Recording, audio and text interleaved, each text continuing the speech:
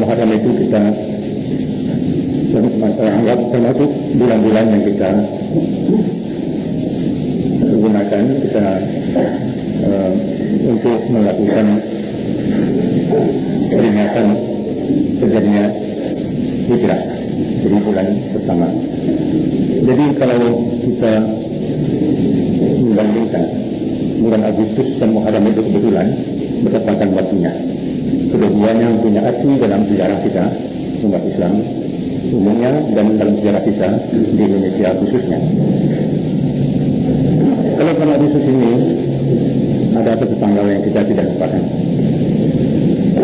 Kalau orang berkata sekarang tanggal 17 Agustus, kita ingat kepada satu peristiwa sejarah di negeri kita ini, di mana ketika pemimpin-pemimpin kita berkumpul dan mengadakan satu upacara yang sangat penting, yaitu memproklamasikan negara kita yang dinamakan Republik Indonesia itu.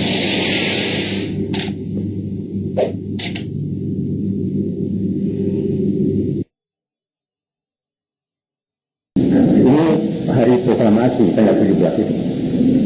Dan tiap-tiap hari proklamasi kita rayakan dengan macam-macam cara.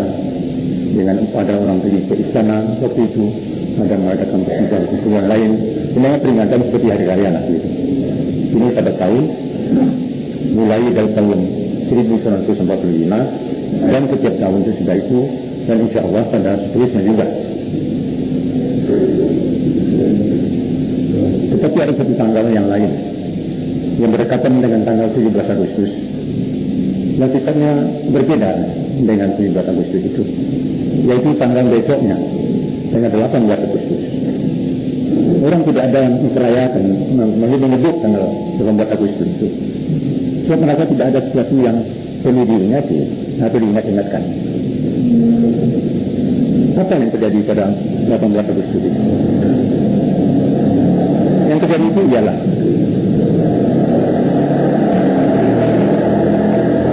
komandan Jepang di waktu itu yang masih ada di negeri kita, tentara Jepang, komandan tentara Jepang di Jakarta, mengirimkan satu utusan yang baru datang dari Indonesia bagian timur, ya. Yang bagian timur itu ya Sulawesi, Manado, dan terus ke selatannya Ambon. Itu pengertian kita bagian timur. Utusan itu namanya tidak tahu kita, tidak terdengar dalam sejarah. Dia diutus atau disuruh pergi ke pemimpin kita, Bung Hatta dan Bung Karno dan Bung Hatta, untuk menyampaikan satu pesan dari orang-orang Nasrani di Indonesia bagian timur itu. Memberikan pesan yang pendek saja. Yaitu setelahnya diterima oleh Bung Hatta yang menerima pertama kali, dia menyampaikan hanya beberapa kata saja. Katanya begini,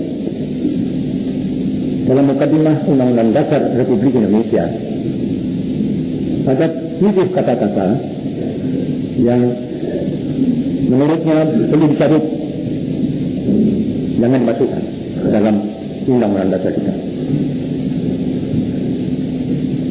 Apa itu 7 kata? Di dalam kata-kata yang begitu banyak yang menunjukkan falsafah, warna dan wajah dari Republik Indonesia ini ialah bahwa Republik Indonesia ini, dalam negara Republik Indonesia ini ada disebutkan bahwa agama masing-masing agama umat Islam, kewajiban umat Islam untuk menjalankan syariat agama Islam. Kalau dalam kata-kata yang lebih teratur, diingat gini,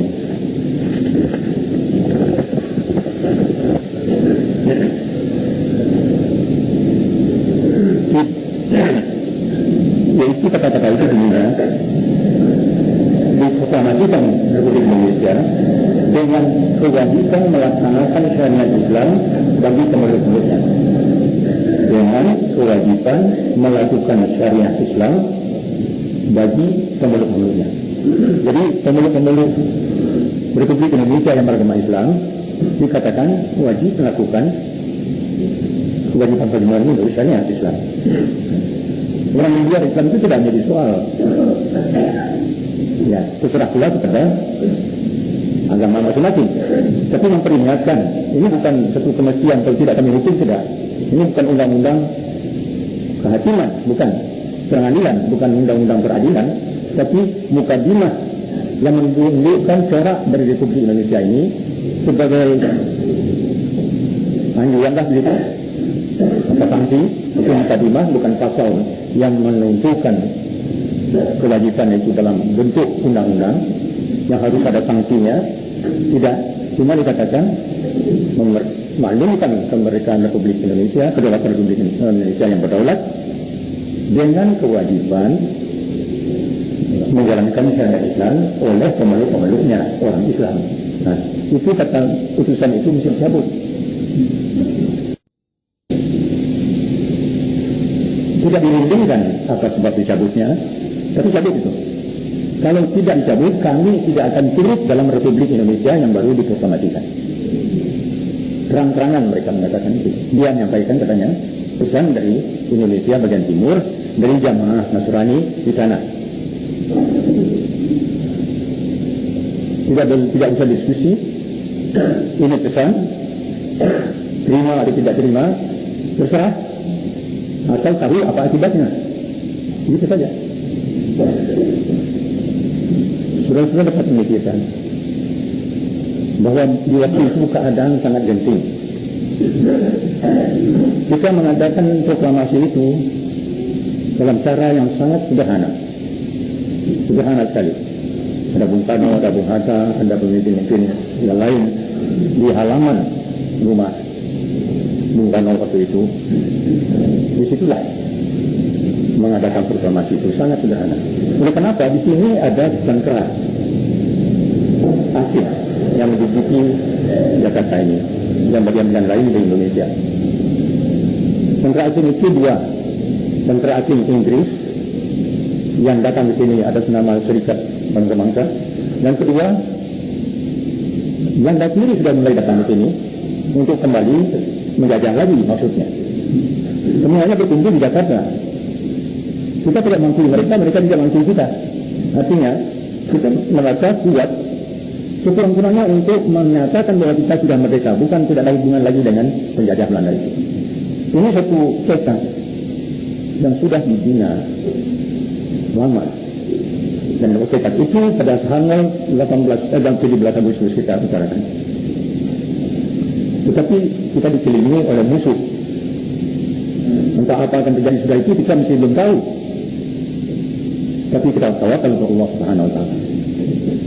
Tiba-tiba sesudahnya kira-kira 20 jam sudah itu 24 jam datang ultimatum ancaman dari orang Indonesia sendiri. Dia di Indonesia sebelah timur, katanya orang Nasrani. Mau cabut ini dari undang-undang dasar atau tidak? Kalau tidak, kami tidak ikut dalam Republik Indonesia ini. Sudah kita pikirkan. Dalam keadaan demikian, Belanda kita hadapi, kekuatan sekutu kita hadapi, keadaan kita belum tentu. Mana namanya ada pemerintah, Soekarno Hatta, setelah itu dia akan membuat satu kabinet, tinggal di tempat yang sangat kritis. Datang bukan sokongan daripada orang kita sendiri, ancaman yang datang, ultimatum. Maka kita dapat memahamkan bahwa pemimpin-pemimpin kita seperti Bung Karno dan Bung Hatta di waktu itu agak wafakan juga. Bagaimana ini? Padahal kemerdekaan Indonesia itu sudah lama dipersiapkan undang-undang dasarnya dari bulan Mei tahun 1945 itu. Berbulan-bulan mengadakan undang-undang dasarnya, pernyataannya, segala macamnya, sifatnya itu semua diatur. Kata-kata itu sudah tersusun baik. Di waktu sudah satu hari kan terjadilah itu. Mereka berkumpul sebentar dengan pemimpin-pemimpin Indonesia yang kebetulan ada di Jakarta. Bukan pemimpin-pemimpin yang resmi telah menyusun undang-undang dasar itu, tidak. Yang kebetulan waktu itu ada di Jakarta. ada Ki Bagus Hadikusumo, ada Pak Kasman Singurmento, ada Wahid Hashim dari Surabaya, dari Nahdlatul Ulama. Itu kebetulan saja waktu itu ada. Dan berkatalah Bung Hatta kepada pemimpin-pemimpin yang ada itu, ini lihat bagaimana kita ini. Kalau kita tidak rubah ini, boleh katakan seperti dia dan Indonesia akan mendirikan negerinya sendiri, tidak mau ikut dengan kita. Tidak lama juga mereka berbicara. Tetapi oleh karena melihat keadaan begitu genting, jadi usul dari Bung Hatta mengatakan, baiklah, perkara Umum Belajar ini mestinya diadakan rapat sidang yang khusus, yaitu sidang konstituante. Sekarang kita belum perang. Bagaimana kita mengadakan sidang? Baiklah, di waktu sidang konstituante itu, entahkah 6 bulan lagi atau lebih kurang, itu kita akan ada sidang konstituante. Waktu itu diterima oleh pemimpin untuk kita, oleh karena dalam keadaan yang demikian diterima. Baiklah, dicabutlah kata-kata yang itu. Jadi kewajiban menjalankan syariat Islam bagi sebaliknya itu dihapus. Nah, itu yang dinamakan orang Piagam Jakarta. Keseluruhan anggaran mukadimah itu dengan kata-kata yang tujuh itu namanya Piagam Jakarta. Ini dianggap sebagai pedoman kita sebagai rakyat Republik Indonesia. Itu dicabut. Nah, sudah dicabut, putusan itu ya pulanglah, tidak ketemu lagi. Namanya pun tidak tahu kita. Itu satu kejadian sejarah, kejadian yang bersejarah, bukan khayali, tapi betul-betul terjadi. Ini tidak banyak orang yang mengetahui atau menyebut-nyebut atau yang lupa lagi itu. Padahal ini satu hal otomatis di waktu kita sedang sama-sama mengatakan melangkah pertama-tama untuk mengendalikan satu negara yang merdeka. Tapi sudahlah, kita mengatakan tunggulah dikit, kalau sudah aman kita adakan konstituante. Konstituante sidang umat yang lebih besar yang kita adakan. Tetapi pekerjaan kita menghadapi Belanda dan lain-lainnya ini baru 5 tahun belum selesai-selesainya. Jadi konstituante itu baru diadakan tahun 57, 56 itu. Kemudian sekarang, apa artinya ini 18 Agustus? Artinya ialah bahwa kita di Indonesia ini melanjutkan apa yang terjadi sebelum kita merdeka, yaitu pertentangan antara jamaah Nasrani Kristen dengan umat kita, umat Islam. Itu tidak pernah kendurnya. Yang kali terjadi pembangkaran gereja oleh umat Islam, tetapi sedangnya umat Islam itu mendapat tantangan-tantangan dari pihak Kristen. Sebab apa? Sebab memang datangnya orang-orang Kristen yang pertama ke Indonesia itu mempunyai misi, mempunyai satu risalah, yaitu untuk membantu Belanda untuk mengamankan dan mengabadikan ke penjajahannya di Indonesia ini. Itu sudah menjadi juga bukan ke Indonesia, dikirimkan ke Amerika, ke Afrika, dikirimkan ke negara-negara di Barat Timur, termasuk Indonesia, masuk Filipina. Kalau Afrika itu berbicara sampai selatan, mereka mempunyai misi ke sana, mempunyai satu risalah kata kita, yaitu untuk mengembangkan Kristen. Itu berulang sesudahnya kita merdeka, dan dengan cara yang lebih keras, lebih tegas. Lalu umpamanya, kalau seorang pendeta mau datang ke Banten, tidak boleh dia datang ke Banten kalau tidak dengan izin dari Presiden Banten. Tidak boleh. Oleh karena di Banten itu kalau melihat seorang akan menyiarkan agama di tanah Banten itu tidak bisa. Ini terjadi apa-apa. Begitu di dalam zaman penjajahan itu. Ke Aceh tidak ada itu ceritanya menunjukkan. Jadi ada peraturan-peraturan penjajahan yang justru untuk menjaga keamanan, melarang orang-orang Kristen, apalagi propaganda Kristen di daerah-daerah yang tertentu seperti Banten, Aceh, dan lain-lain itu. Tetapi sesudah kita merdeka itu tidak ada lagi. Kita merasa kita satu bangsa, satu negara. Jadi kita bersama-sama gitu, Islam dan Kristen itu bersama-sama gitu, berdampingan dan berkerukunan. Begitu semboyan kita. Tapi sudahnya tanggal 18 itu kita tahu. Sebenarnya kita harus tahu dan harus ingat bahwa kehidupan tidak begitu. Tak pernah kerukunan itu hidup dengan tentram, tidak pernah. Dan kalau saudara sekarang melihat bahwa kegiatan daripada pihak Nasrani untuk menasranikan umat Islam, cobalah saudara melihat ke daerah-daerah di sebelah selatan, pantai selatan dari Banten sampai ke Cilacap, sampai ke Jogja sebelah selatan, sampai Lumajang, terus sampai ke Banyuwangi. Itu semuanya daerah bulan-bulanan dari orang Muslim Kristen. Di Cilacap ada pelabuhan besar, pelabuhan Cilacap. Seperti tingkatnya pelabuhan internasional itu. Tapi orang tidak begitu perhatikan pelabuhan Cilacap. Yang diperhatikan orang Tanjung Priok, Semarang, Surabaya.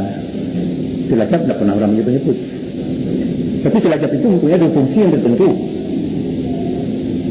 Tiap bulan, paling sedikit satu kali, kalau tidak dua kali atau lebih, datang kapal-kapal dari Australia, kapal dari Eropa juga,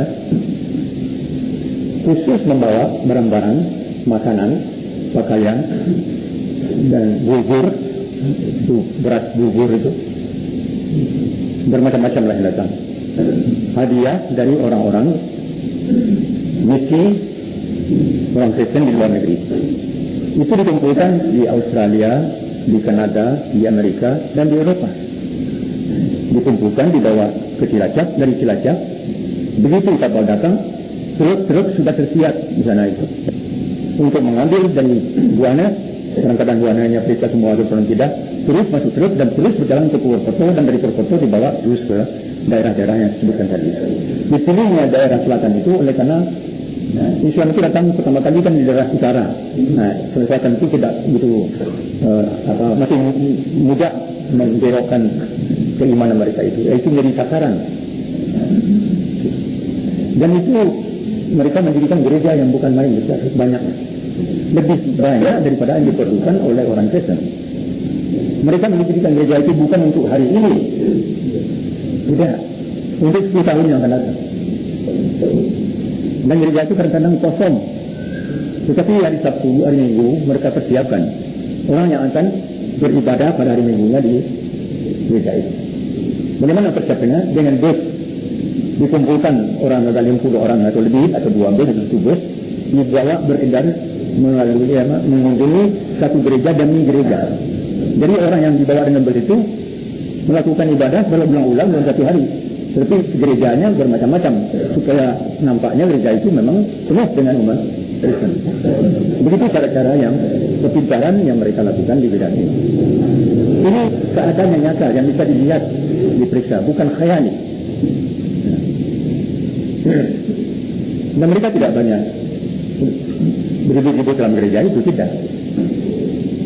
Jangan sangka bahwa gereja itu untuk menyebarkan Kristen, tidak. Itu nanti menampung orang yang sudah Kristen.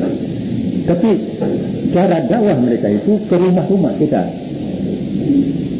Dulu orang biasa menerima majalah-majalah Kristen, buku-buku Kristen.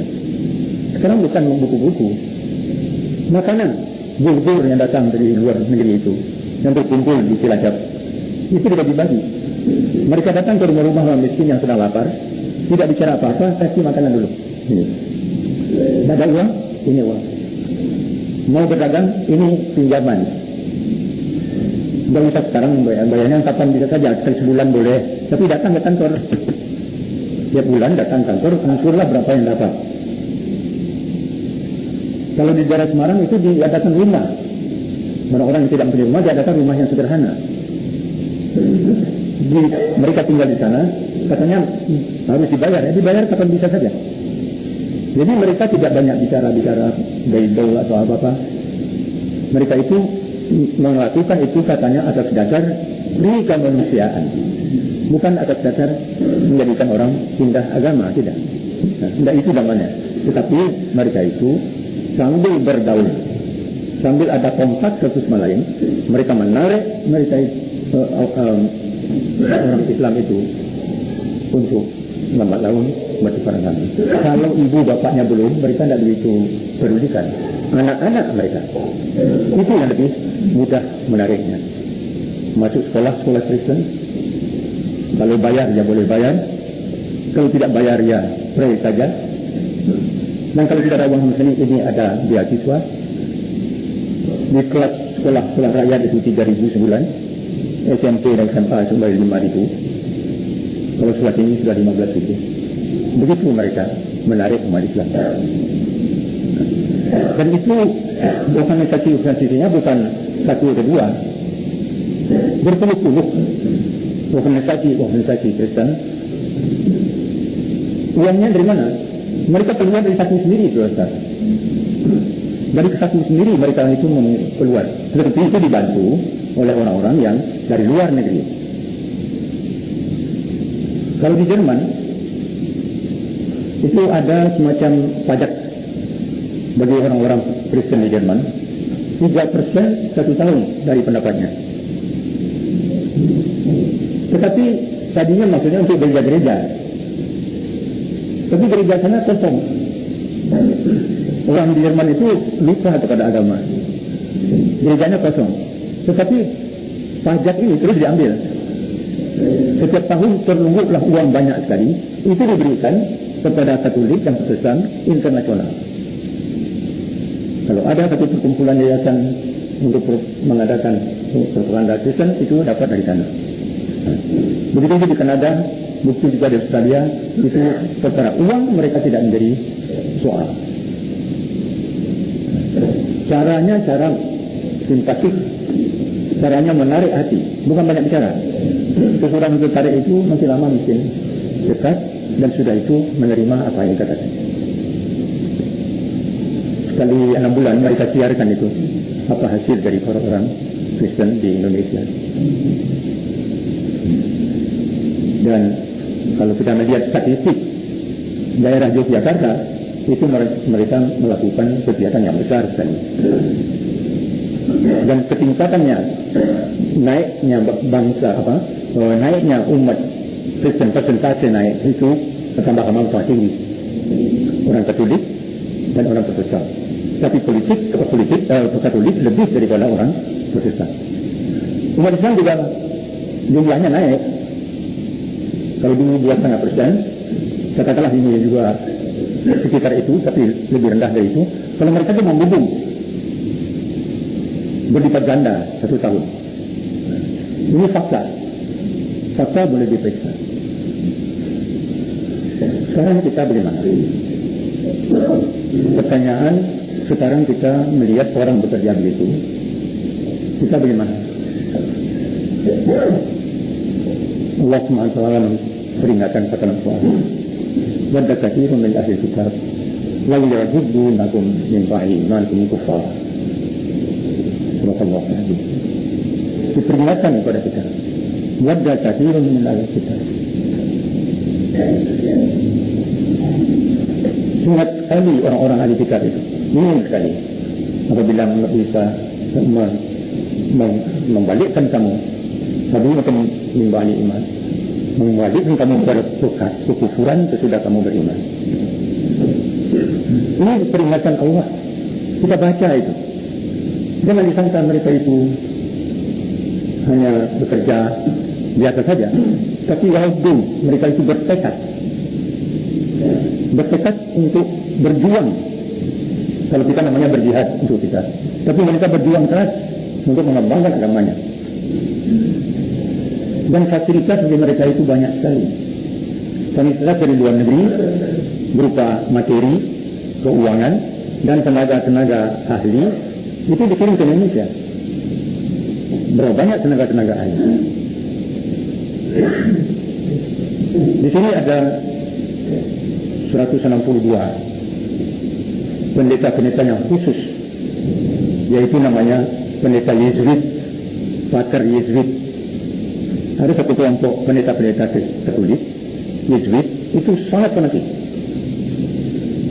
Mereka kalau melakukan kerjaan itu betul dengan sungguh-sungguh berjihad. Mereka itu kalau mereka katakan berjihad. Salah satu dari mereka itu adalah Pater Wijoyo namanya. Dia tinggal di Jakarta ini, menjadi redaktur dari surat kabar Majalah Hidup.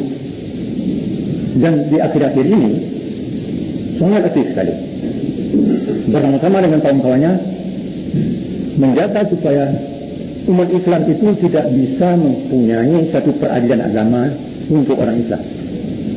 Itu dinamakan rencana undang-undang peradilan agama yang sedang dibicarakan dalam parlemen sekarang ini. Mereka tidak setuju. Apa yang tidak setuju ini adalah tentu pada dasarnya ini kita umat Islam ini mempunyai keperluan untuk mengurus perkawinannya secara Islam. Kalau orang meninggal, mengurus pusaka atau pusaka, bagaimana membaginya? Ini saja, tidak ada hudud, tidak ada apa-apa. Ini saja. Itu berlebar-lebar di dalam negeri dan luar negeri mengadakan reaksi terhadap itu. Kalau Pater Yesuit Wijoyo tadi itu, dia orang Jawa Tengah, kelahiran di Batak. Tapi kalau pembicaranya itu seolah dia itu bukan orang Indonesia. Tidak ada sedikit pun tengah kata. Kalau dia menulis dalam surat kabarnya, majalahnya, dia mengatakan tidak ada toleransi terhadap apa yang dinamakan Piagam Jakarta. Karena Piagam Jakarta itu sudah dicabut dari itu dari anggaran negara kita. Tapi dia menggambarkan bahwa ini ada musuh yang bernama Piagam Jakarta. Itu harus dihadapi oleh orang Kristen. Tidak ada toleransi, tidak ada tenggang rasa. Itu ditanamkan kepada orang-orang Kristen dan diultimatumkan kepada orang Islam. Begitu berani mereka itu. Begitu berani. Tidak ada toleransi terhadap Piagam Jakarta. Artinya tidak apa saja yang dari Islam itu. Waktu kita mengadakan undang-undang perkawinan menurut Islam, mereka tidak setuju. Mereka tidak mengganggu mereka sedikit pun. Tidak mengganggu mereka sedikit pun. Kita mengurus diri kita kawin, cerai menurut Islam, itu tidak setuju mereka. Tapi alhamdulillah undang-undang itu jadi juga selesai. Tapi sudah apa namanya, berdiri begitu, tidak seperti yang kita harapkan darinya. Itu begitu. Waktu akan ada pemungutan suara, mereka menunjukkan bahwa mereka tidak setuju kalau pemungutan suara umat Islam menang dalam jumlah suara. Tetapi untuk menunjukkan bahwa mereka tidak setuju, mereka keluar dari rapat sidang, meninggalkan sidang parlemen untuk menunjukkan dengan demonstratif, secara demonstratif bahwa mereka tidak setuju. Gimana tengah rasanya sebagai warga negara Republik Indonesia? Tidak ada.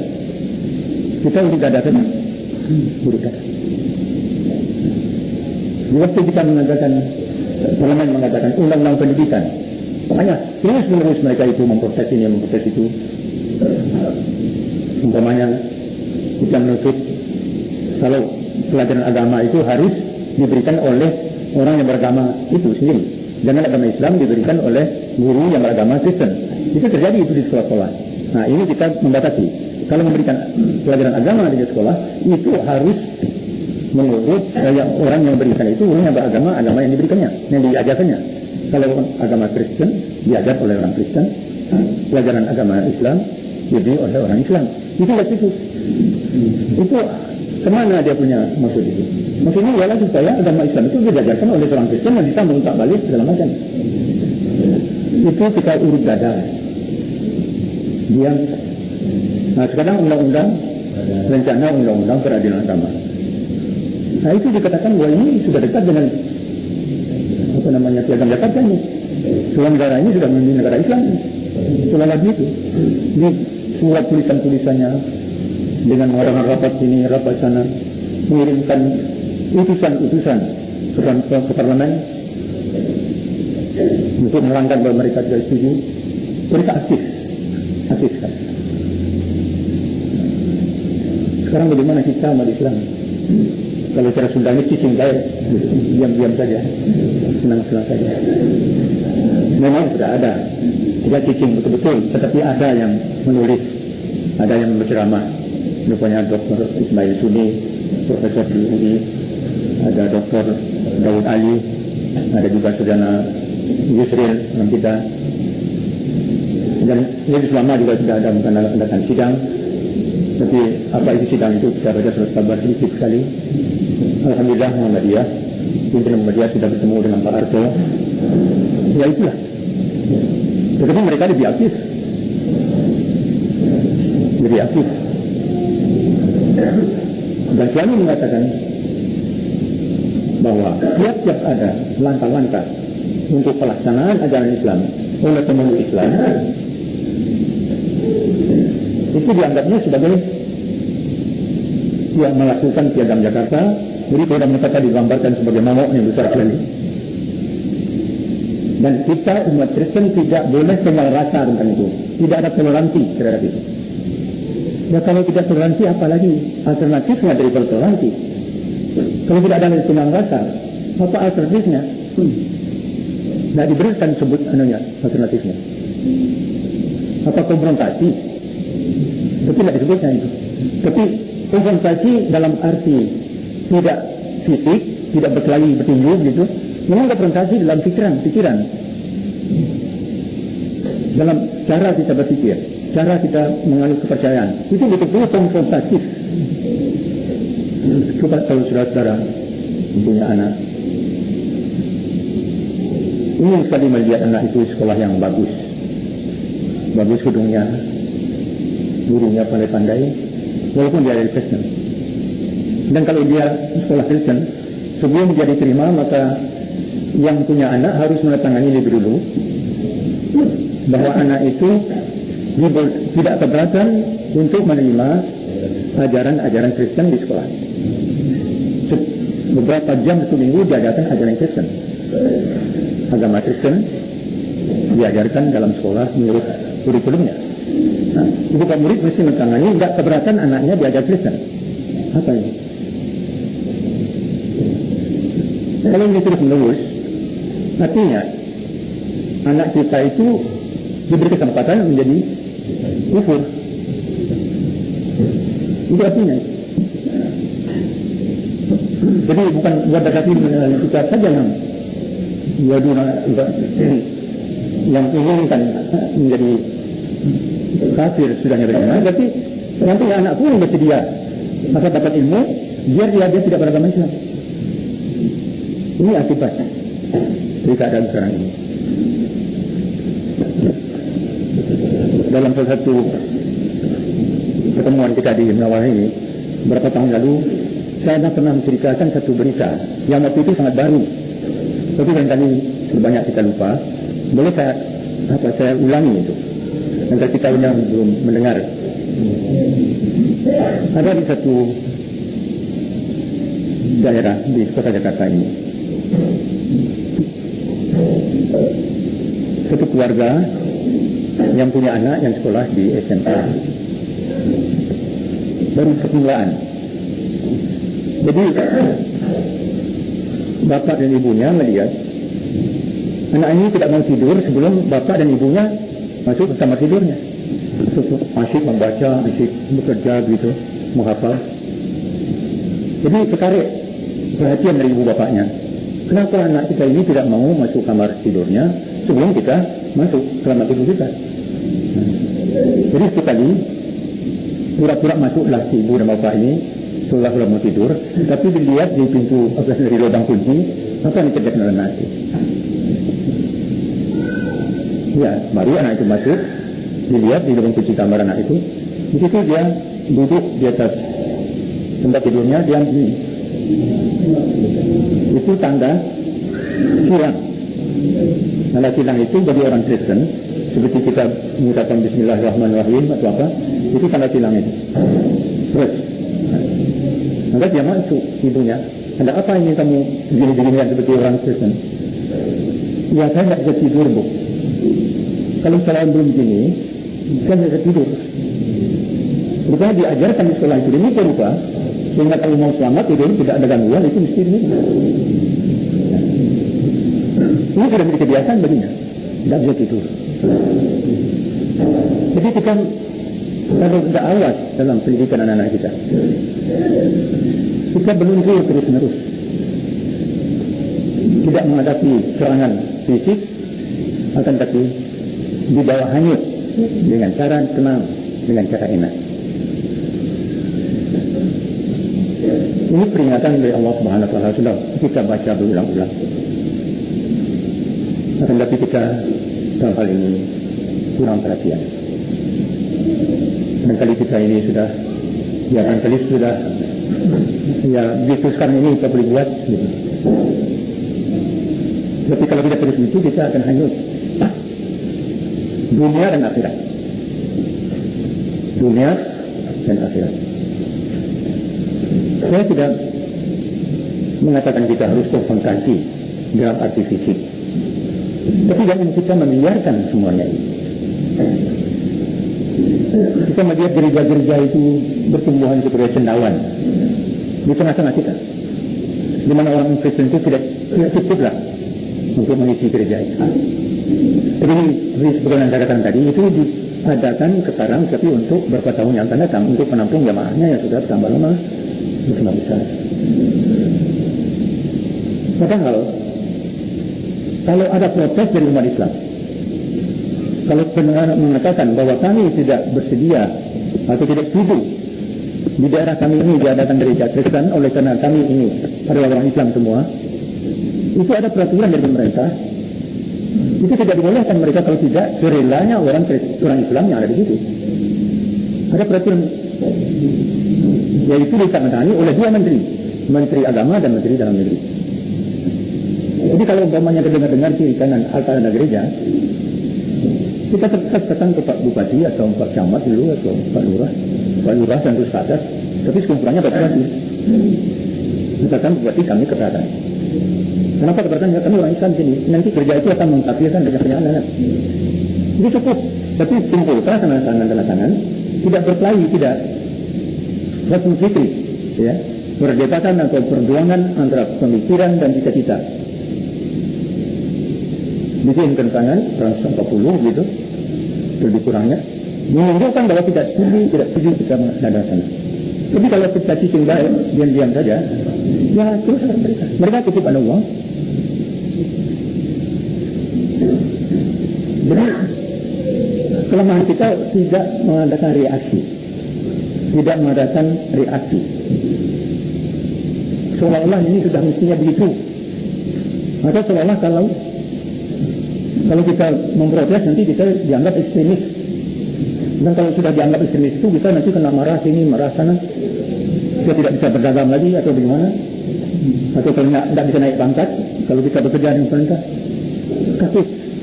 takut dan hal-hal macam itu. Jadi yang lain, sifat umat Islam di Indonesia ini tidak lagi seperti umat Islam dulu yang pergi dengan bambu runcing, pergi ke POM untuk mengadu keadaannya dengan menghadapi orang Belanda dan orang asing. Tidak. Takut kena marah saja dan siap juga. Diam. Nah, ini kebudayaan baru ini mesti dekat-dekat kita hapus. Ini budaya baru nih bagi umat Islam di Indonesia, bukan ini. Kemerdekaan Indonesia ini dimulai perjuangannya oleh umat Islam. Sesudahnya perjuangan dengan senjata fisik berhenti, Aceh sudah takluk, Sulawesi sudah tidak berdaya lagi, Kalimantan tidak bisa lagi, Diponegoro sudah tidak ada lagi, Imam Bonjol tidak ada lagi. Perjuangan secara fisik, badannya, peperangan itu berhenti pada permulaan abad ke-20 ini. Tetapi mulai itu tahun-tahun 1910 ke atas, yang mula-mula menyingkirkan baju untuk mempersiapkan kemerdekaan itu umat Islam. Semuanya diadakan tidak politik-politik, tetapi isinya politik. Itu mengadakan syarikat dagang Islam Indonesia di Yogyakarta. Syarikat dagang saja, tapi pada Islam itu di bawah. Ada, kami ini orang Islam. Sesudah itu tahun 1912 baru politik, ada PSI, Partai Syarikat Islam. seperti di bidang sosial dan pendidikan, Muhammadiyah. Orang Kristen tidak ada. Mereka mempunyai budi utomo untuk orang Jawa, dan ada juga barangkali kumpulan Madura. Itu regional, daerah per daerah ada. Tapi yang dalam arti kebangsaan menyeluruh Indonesia itu hanya orang Islam. Joko Aminoto tidak memikirkan Jawa Barat, tapi menyatakan Indonesia keseluruhannya. Haji Abi Salim tidak menunjukkan Minangkabau, tapi seluruh Indonesia. Itu batu-batu bersama yang dipasang oleh umat Islam untuk memerdekakan Republik Indonesia ini. Tapi sekarang berada kita yang sudah memberikan modal yang begitu banyak dengan salah akibat kejahatannya. Berapa umat Islam yang kena dibuang oleh Belanda ke Digul. Perkiraan Digul itu terngiang-ngiang dalam telinga orang yang pelajari ilmu sejarah Indonesia. Yaitu tempat mendeportasi, membuang orang-orang yang berpolitik. Orang Islam banyaknya, dengan fisik dan dengan mental. Seperti sekarang ini, seolah-olah kita tidak mendapat apa-apa sebagai orang Islam kalau tidak dapat restu. Kalau tidak restu dari orang-orang yang minoritas Nasrani. Undang-undang bisa batal kalau tidak ada. Bukan dengan suaranya banyak, enggak, tetapi dengan cara-cara mereka bekerja, tidak dengan memakai senjata fisik, tidak, dengan kegiatan mereka itu, dengan pikiran, dengan ide, dengan segala macam cara-cara, lobbying kata orang, mendatangi pemimpin itu bisa gugur apanya. Jadi kalau kita umat Islam ini hanya akan memperoleh sesuatu apabila minoritas Kristen merestui itu, apa kedudukan kita sebagai umat Islam Indonesia dalam negara Republik Indonesia yang kita sudah sama-sama memproklamirkannya dan sama-sama memperjuangkannya sampai selesai tercapai? Apa kedudukan kita? Apakah ini bisa di sini kalau kita ditolerir? Ya. Ada orang yang mau mengizinkan kita tinggal dalam Republik Indonesia mereka ini. Maka kita menumpang dalam Republik Indonesia ini. Ini harus kita tanya kepada diri kita sendiri, supaya kita tahu pukul berapa hari sekarang di Indonesia. Apa masih pagi atau sudah tengah hari atau sudah datang maghrib. Nah, yang penting bagi kita ialah bagi masing-masing kita harus merasakan turut tanggung jawabnya. Kita masing-masing pribadi kita bertanggung jawab. Muru bil ma'ruf wal nahy 'anil munkar. Amar ma'ruf nahi munkar jangan ditinggalkan. Amar ma'ruf lebih mudah mengerjakannya. Apalagi kita melihat masjid kita yang semacam ini, alhamdulillah. Berkat amal ma'ruf, dorongan kita untuk membuat satu barang yang baik. Al-amru bil ma'ruf, mengajak teman-teman melakukan satu amal yang baik. Berhasil, alhamdulillah. Dan insyaallah akan kita teruskan. Tetapi dalam nahi 'anil munkar, melarang supaya akan terjadi barang yang munkar, mempersedikit kesempatan orang untuk mengkafirkan anak kita. Itu kadang kita tak berani atau tidak merasa perlu. Muru bil ma'ruf wa nahy 'anil munkar. Ada satu hadis mengatakan, muru bil ma'ruf wa nahy 'anil munkar. Allah yusallikan Allah alaikum syirarakum. Kalau kamu meninggalkan amar ma'ruf dan nahi munkar, Allah akan memberikan kekuatan bagi orang-orang yang jahat-jahat yang bersama. Ini peringatan. Dan satu lagi, muru bil ma'ruf wa nahy 'anil munkar. Qabla an tad'u fala ujibu lakum. Juga kamu harus melakukan amar ma'ruf terus-menerus sebelum datang suatu saat di mana kamu berdoa kepada Allah dan Allah tidak akan menjawab kamu.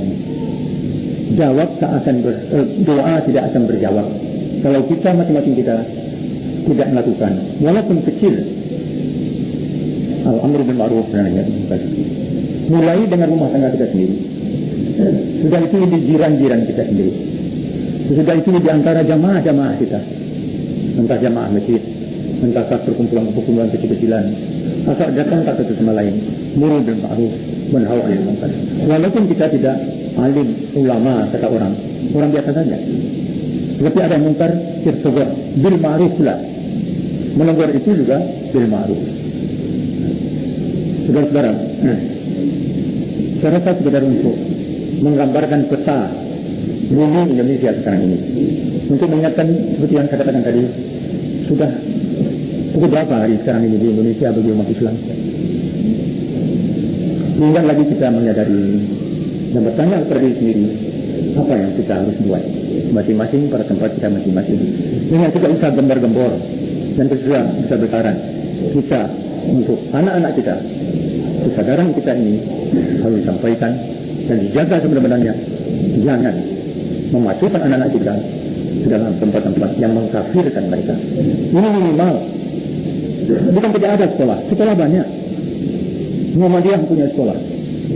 Lain-lain pemerintah mempunyai sekolah yang tidak memaksa anak-anak untuk keluar daripada agamanya.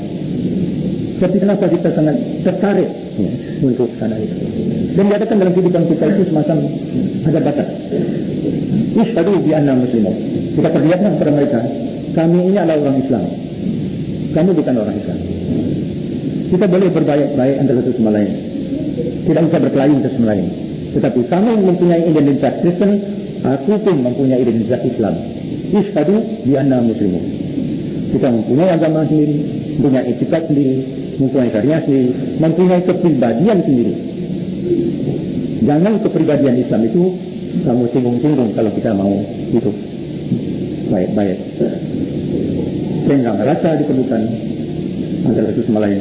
Kalau kita mau rukun itu, kalau rukun hidup itu dapat kita tegakkan, itu syaratnya ada toleransi dan ada tinggal rasa. Kalau tidak ada toleransi dan tinggal rasa, tidak akan ada rukun hidup, kerukunan hidup di Indonesia ini. Ini kita mesti sadarkan kepada mereka.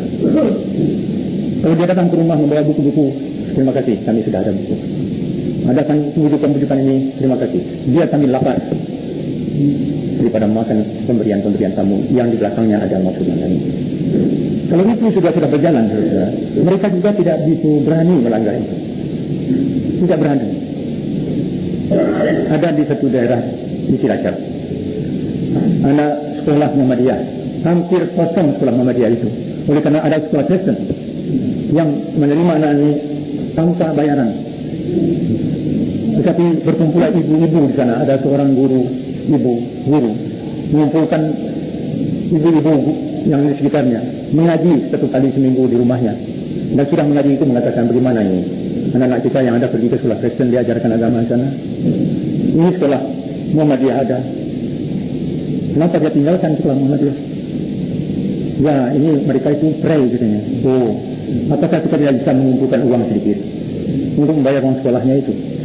Maka berusaha untuk mengumpulkan uang, entah infak namanya, entah zakat namanya, dan memberikan uang sekolah bagi anak-anak yang tadinya sekolah di sekolah Kristen itu, supaya pindah ke sekolah Muhammadiyah. Dalam masa 3 bulan saja sudah mari kembali anak-anak itu, atau bukan kembali, pindah anak-anak itu dari orang sekolah Kristen kepada sekolah Muhammadiyah. Alhamdulillah sekolah Muhammadiyah itu maju, dan sekolah Kristen itu mulus, dan bahkan itu bisa ditutup. Jadi ada jalan-jalan yang damai dan tidak gagah-gagahan. Agar kita bisa menandingi mereka itu dengan tenaga yang ada pada kita, dengan niat jihad fisabilillah, dengan niat itu. Walladzina jahadu fina lanahdiyannahum subulana. Begitu firman-Ilahi. Barang siapa yang berjihad pada jalanku, berusaha keras pada jalanku, melaksanakan amanat-amanat dan perintah Islam, silakan. Walaupun tidak nampak jalan yang tadi teguh dan niat itu dilaksanakan. Lanahdiyannahum subulana. Pasti kami akan berikan petunjuk kepada mereka. Jadi orang yang sudah berjihad, berniat berjihad dan melakukan jihad walaupun kecil, di tengah jalan Allah akan menunjukkan jalan yang lebih baik untuk mencapai sukses dalam perjalanan itu. Lanahdiyannahum subulana. Itu kalau menurut ilmu nahwunya, lanahdiyannahum itu takkid, kekuatan otak ditegaskan. Pasti kami akan membantu atau menunjukkan jalan bagi kamu dalam tengah jalan. Kadang-kadang waktu kita memulai satu pekerjaan, tidak tahu kita di mana mesti mulai. Tidak ada apa-apa. Tapi lihat untuk bekerja itu apa? Bismillah, langkahkan kaki, berjalanlah. Walaupun belum tahu kemananya Di tengah jalan Allah akan menunjukkan. Itu janji Allah Subhanahu Wa Taala. Allah tidak akan meninggalkan orang yang sedang berjihad pada jalan itu. Wa inna Allaha lama'al muslimin. Kita kami sungguhnya Allah itu senantiasa bersama serta orang-orang yang berbuat kesalahan kebaikan. Itulah saudara. Mudah-mudahan Allah SWT akan membukakan jalan bagi kita untuk melakukan jihad dalam hati itu pada jalannya. Amin ya rabbal alamin. Wassalamualaikum warahmatullahi wabarakatuh.